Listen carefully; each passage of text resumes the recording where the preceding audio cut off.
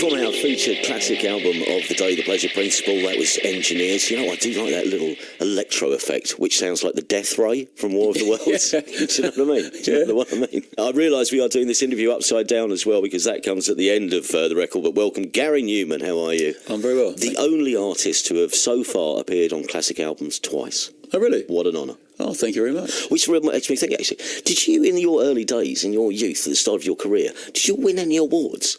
Can you remember winning anything? Because it was pre-Briss Awards. They didn't get going until about 83, I think. Not really. Newspapers used to do things. Right. And the first year, because it's just happened, you kind of win a lot. I won best single, worst single, best album, worst album, best gig, worst gig, most annoying newcomer. Really? I remember I got that. Yeah, I think I got that twice, actually, most annoying newcomer. My introduction to getting awards has actually been fairly recent. I was going to say, because now you can't move for them, I imagine. Well, no. Lifetime achievements, inspirations, everywhere you go. It's lovely, actually. Yeah. My dad used to say to me, if you live long enough, you'll probably get one. Yeah. Because they certainly weren't coming to begin with.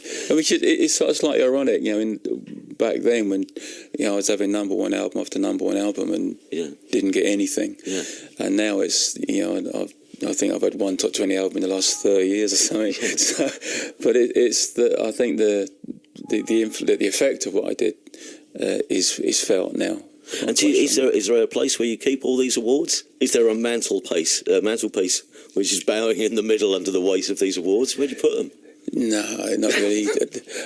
I got one. My friend got an award as an air sea rescue helicopter pilot, and he got awards for bravery. Really? And he said, always put them in the toilet, because it's one place people are guaranteed to go, and you can look humble.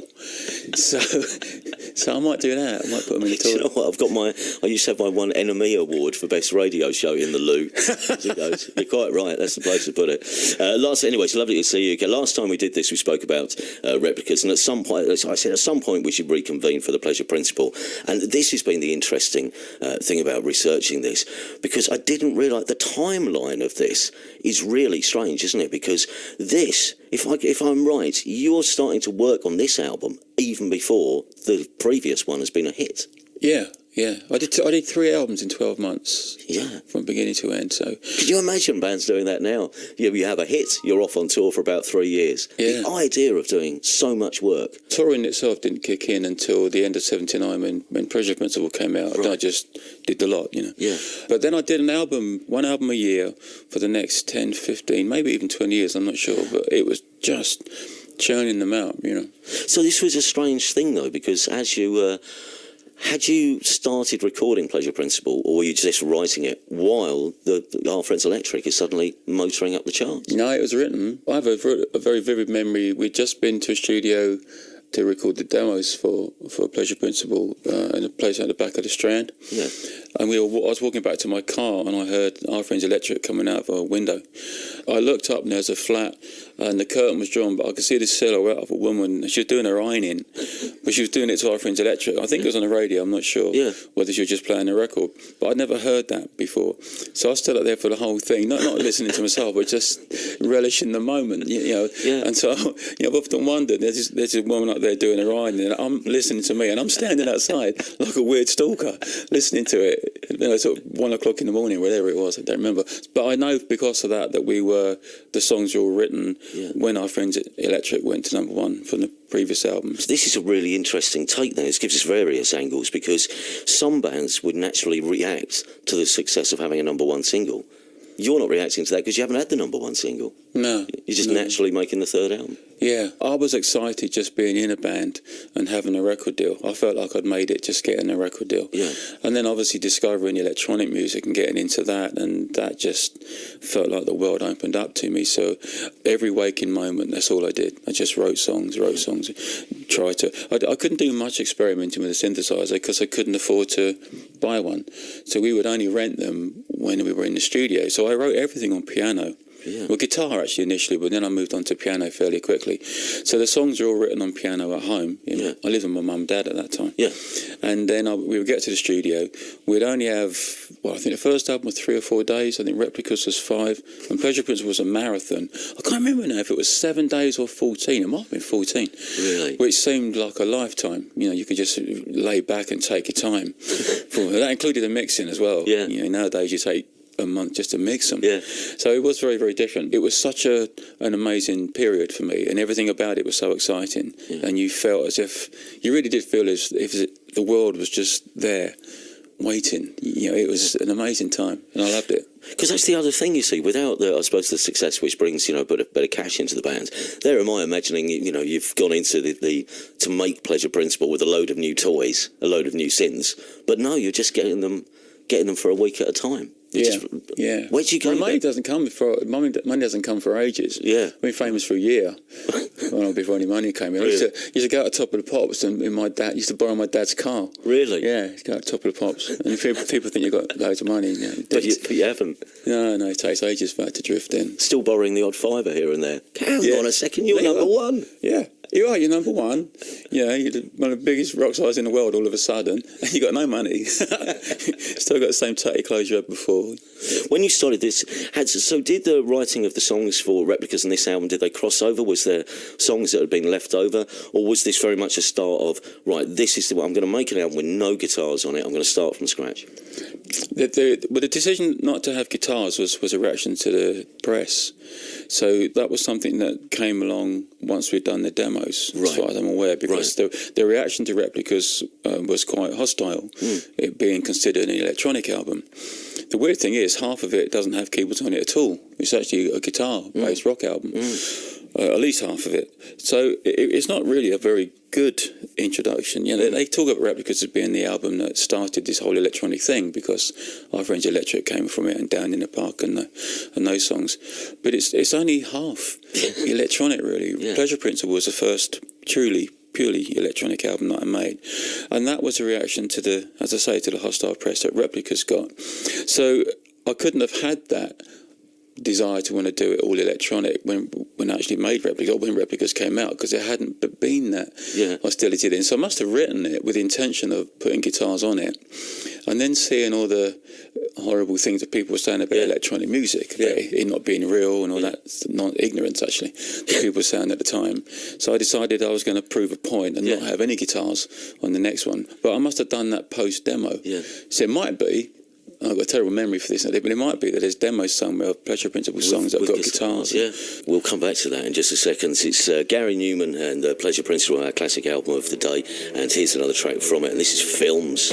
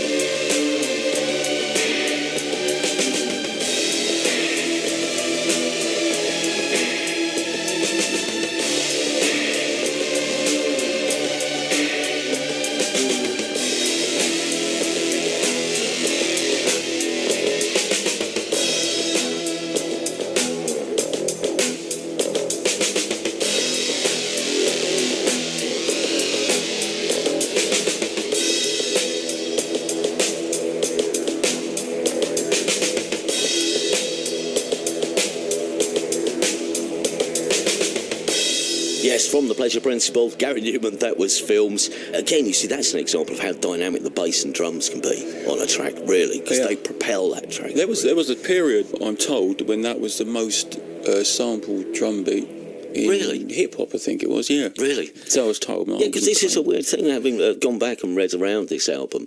There are a lot of hip-hop acts and DJs who have said that a lot of what you did ended up in their work. Yeah, I did a thing with African Bambaataa. Of course you did. Many years ago, and he did a cover version of Metal, which is on this album. Yeah. And he was explaining to me that when they were, the whole hip-hop thing was first sort of getting underway, and they would have these parties in these tenements and so on, that it was mainly a Pleasure Principle got used to art, craft work, and sort of white European music was the foundation grooves for all this other stuff that was going on. And I had no idea. In fact, I think Malcolm McLaren talked about it once many years ago and pointed it out then. That's quite a cool thing, actually. I'm quite proud of that. Of these songs on this album, do you remember what came first, and if there were any particular tracks which helped make the album make sense in your head? The only thing I do remember clearly about that side of it is that Cars was quite near the front end, actually. Was it? And I wrote that on a bass guitar. One of only 2 songs I've ever written on bass, and that was a weird thing. I'd been to London to buy a bass guitar because I wanted to learn to play bass better, and I got it home. Thing called a Shergold modulator. I still got it. It's got it hanging up on the wall in my studio, and I got it home, took it out of the case, and the very first thing that I played was do do do do, just a doodle. Picked it up, put it on my lap, and that was the first thing. And thought, oh, that's all right, yeah, no, do. I mean, the whole thing took minutes. Really? The quickest song I ever wrote. Because I've read somewhere, that was you, as you said, you were saying it's the poppiest song probably you've ever written, but it was written consciously as a pop song. No, it wasn't. It was just written. I just practiced on bass, doodling, trying to figure out where to put your fingers and things like that. And it was just an exercise in learning to play bass, but it happened to be the first thing that I did. Yeah. The very first thing when I got out of this case. Best moment of my life, probably. We'll come back to Cars in a second. You end up going further inside yourself at times on this record, again, which is interesting because it would make more sense if you'd have become the pop star while you were writing this record. But something like Conversation sounds to me like you assessing where you are and whether you're comfortable and uncomfortable in situations, and whether it's easier for you to just play the part of a person rather than have to have conversations. At that point I'd already started to come up with this. My dad, a year or two before this, had said to me, because I used to get so nervous of going on stage, even only doing little pubs and things like that, and my dad said to me that if you can't find a way of dealing with this, because I used to get sick, I couldn't talk for like 2 days before I had a conversation. I was so nervous. And he said, if you can't find a way of dealing with this, then this is the wrong career choice. You've got to find a way of doing it. And so I started coming up with this sort of the persona thing, which Bowie had done, obviously. This idea of hiding behind a persona. So you pretend to be a pop star, you pretend to be this person that's confident and knows exactly what he's doing. My daughter's going through the same thing now. Really? Yeah, she's 12, desperately wants to be a pop. She says to me, I don't want to play in them small places that you played there. I want to start at the Staples Centre. I know 17,000. Yeah, I want to start there. Oh, all right then, because you get to choose, obviously. Yeah, of course. But she's got the same thing. She's amazingly talented. She's already written an album's worth of stuff. Really great, catchy little things. I'm trying to help her with it, but she says I'm probably not the right man for the job. Cheeky little cow. I got really offended. Did you? She was 10, I think, when she said that. And I said to her, some people call me a legend. What do you mean I'm not the right man for the job? I went back to school. Yeah. Have you not been in the toilet and seen all the inspiration awards what we've got in there? I did. I was so ashamed of myself, reacting to it like a grown-up child, Anyway, but she's going through the same thing. Yeah. Very talented. She's got all this, she's got a gift for it. There's no doubt about it. But she's absolutely stricken with fear and anxiety to stand up in front of somebody and do it. So this record comes out. Obviously, Our Friends Electric has been a massive hit.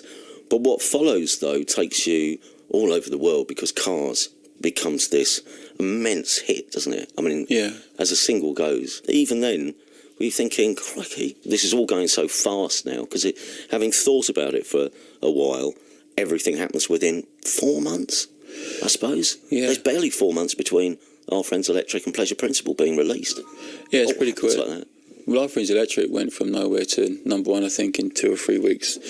So, it's a bit of an onslaught, really. I mean, it's and that was around May time, and then this comes out, September or something like that? Yeah, so I had a double number one. I had a number one single and album same week with Replicas and Our Friends Electric, and then again with Cars and Pleasure Principle a few months later.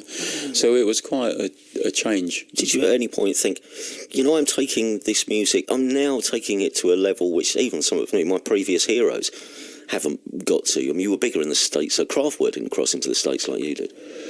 I think maybe it's my nature, but as soon as something good happens, I allow myself about 10 seconds to enjoy it. 11 seconds onwards, I'm worrying about what I do next. Yeah. I'm doing it now. Yeah. I'm worrying about what I'm going to do next. It's just always been the way I am. So I never really sort of sit back and think too much about how this relates to other people or where I've got to, or none of that at all. I worry constantly about where I go now. What do I do next? How do you do something better than this? There were lots of people, obviously, who understood the feelings behind this record. And I think people take different things from your record. Some people at this point, I think, class the feeling of alienation. I think partly, or isolation.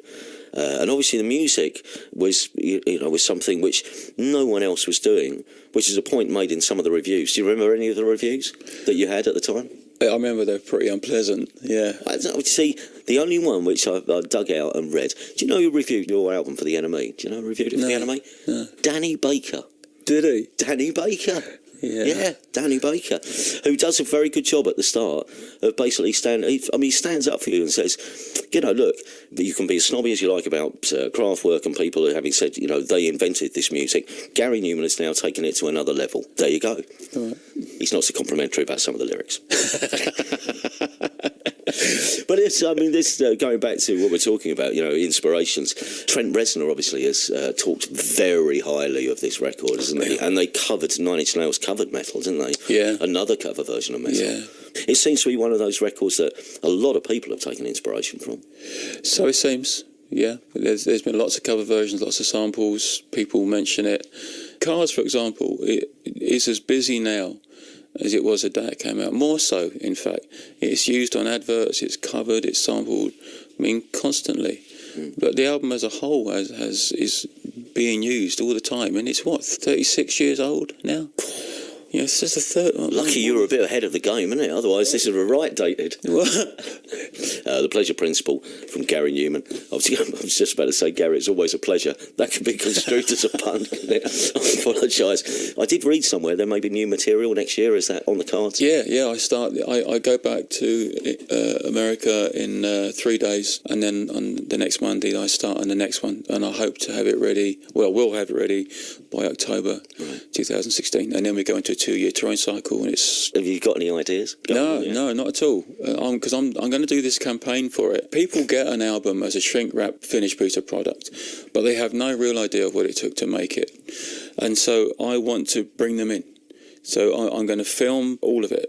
And I'm going to do monthly updates on what I've done, why you choose one lyric and not another, why a song that was going in one direction suddenly veers off and goes in a completely different direction, why you use that sound rather than that sound, what the first note actually is. Now, this is the very first note of the album. This is the very first note of this song. Yeah. Most days when you're making an album are bad days. You're not happy. You're getting grumpy with yourself, or you're getting depressed, or whatever it is. They're very challenging things to do and big projects to take on. And you have these amazingly good days which make up for all the others. And I want people to see this, the struggle that it is. You don't just sit there with a big old smile on your face and just churning this stuff out. It's very painful at times, and it can sometimes go on for months, and it's a constant battle with confidence. So that's why at the moment I deliberately have an entirely blank canvas, because I want everyone to witness what it is. So my little GoPro in the corner, film it, talk to it, tell them what I'm doing, shout at it when I'm angry, let them see me getting upset, all that stuff. And then when they get the album, they'll be more involved in it, and they'll feel more connected to it, and they'll know what it took to make it. Do you know what will make this whole process so much easier? Get your daughter to produce it. I don't think she's the right girl for the job. Gary Numan, thank you very much for coming in. Here's another track from The Pleasure Principle. All together now. Where's your head at?